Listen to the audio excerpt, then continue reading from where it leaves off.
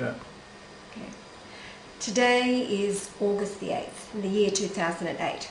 Yes, it's the start of the Olympic Games in China, and as a lot of you are already familiar with Brian's videos, it's also the name Jesus with a Greek gematria of 888. Okay. Now we come to the beast, 666. It has to do with Babylon in ancient times at the time of Daniel. They all regarded the sun to be all-powerful and above Yahweh, and was numbered 666. The modern beast, 666, is commerce, and it's based on the banker's control of the Strawman that I'll explain to you shortly. Now we switch over to London on this day, 888, because London is today's Babylon. It's necessary to know the sunrise and the sunset for a sunlight period of 895 minutes, which in Hebrew happens to mean Babylon. And then when we go to the Greek concordance, we see that it means lifeless, inanimate, without life, bottom line, dead. Okay, now what is the straw man that comes from this Babylonian law? I'm going to read from some documents that have been put together to provide simple explanations. A lot of you have already heard about the straw man. There's been a lot of information revealed in the last years and months in particular, and can be found in various places on the internet. But for the purposes of Brian's videos today and tying in with scripture, let's see where it takes us. Okay, speaking to citizens of the USA, I'm Australian as you can guess. When you turned in your gold, you volunteered to be citizens of the jurisdiction of the 10-mile square of Washington, D.C. and their laws. You became the 14th Amendment citizens. Your birth certificates became the title to your bodies, and they were registered at the Department of Commercial. The title to your bodies and all of your property and all of your future labour was pledged to the international bankers as security for the money owed in bankruptcy. Who was bankrupt? You weren't. It was actually the corporation of the United States. We'll go there later. Now all of that was done under the authority of commercial law, and in brackets, Babylonian law, by and through title. The American people, what I said, you're not in bankruptcy, only the corporate United States was and still are in bankruptcy. But with the US corporation holding the title to your body and life, you could be used for collateral to secure the national debt through the birth certificate, given by parents voluntarily to be entered into the commercial registry. This act in commerce gave title to your body by way of a constructive contract. It all sounds a little bit confusing, but it's really quite simple. Actually, as Brian says, it's macabre, but it's simple.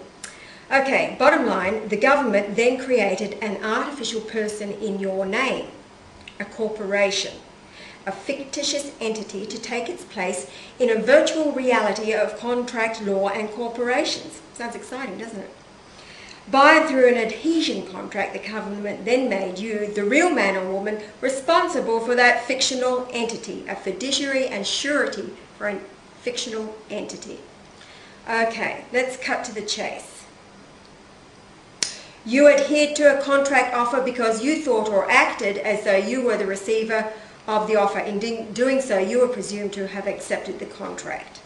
All licenses and all existing contracts are made between the United States or the state, or that's whatever state you live in, and your artificial entity. That fictitious entity binds you to the United States.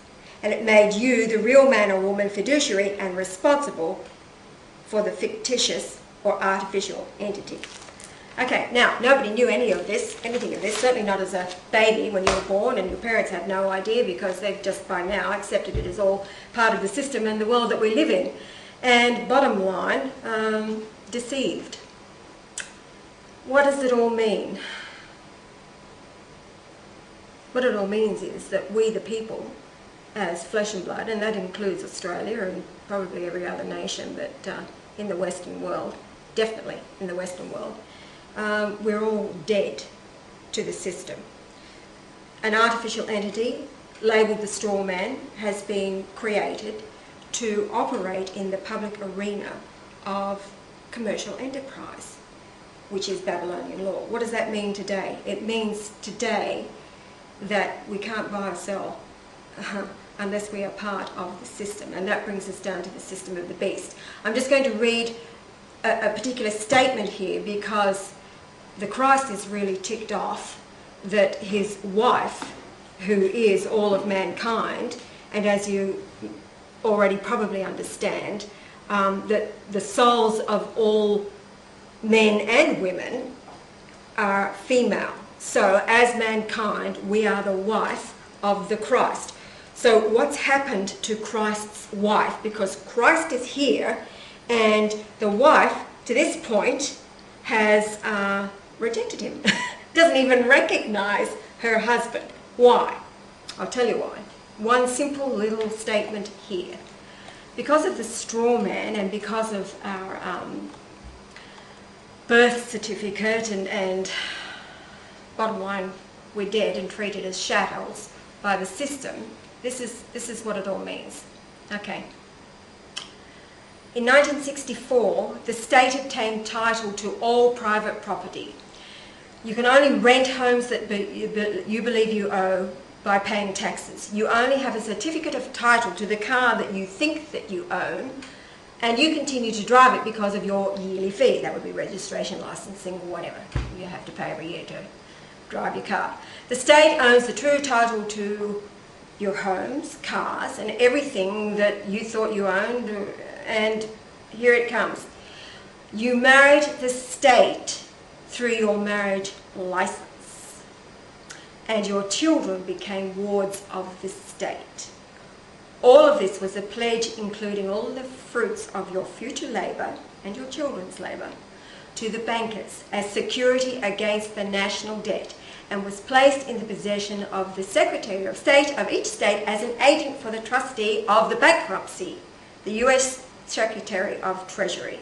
Okay, bottom line, not knowing the rules of the game, you went directly to jail. You could not pass go, and you could not collect 200. Okay, reiterating, you married the state through your marriage license. Therein is the key. We're all married to the state, which is the beast, and not the Christ, who represents freedom. And he's pretty well ticked off about it.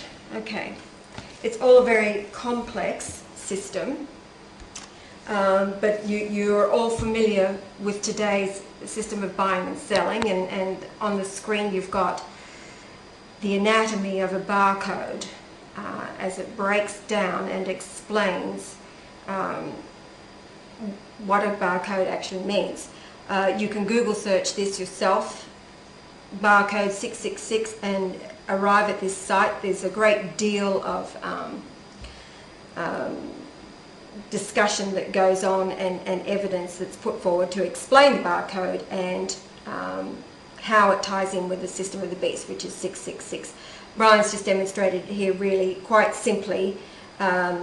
You've got 3 guard bars, one on the right and the left and one in the middle, and those 2 bars, they mean a 6. It's not evident, however, it's known, and when it's scanned, it means 666.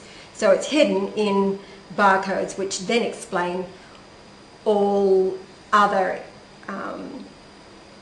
areas of buying and selling to do with the manufacturer and where it came from and dates and all that kind of stuff that you're already probably familiar with. Okay, now if we go to, let's go to the scriptures in Daniel.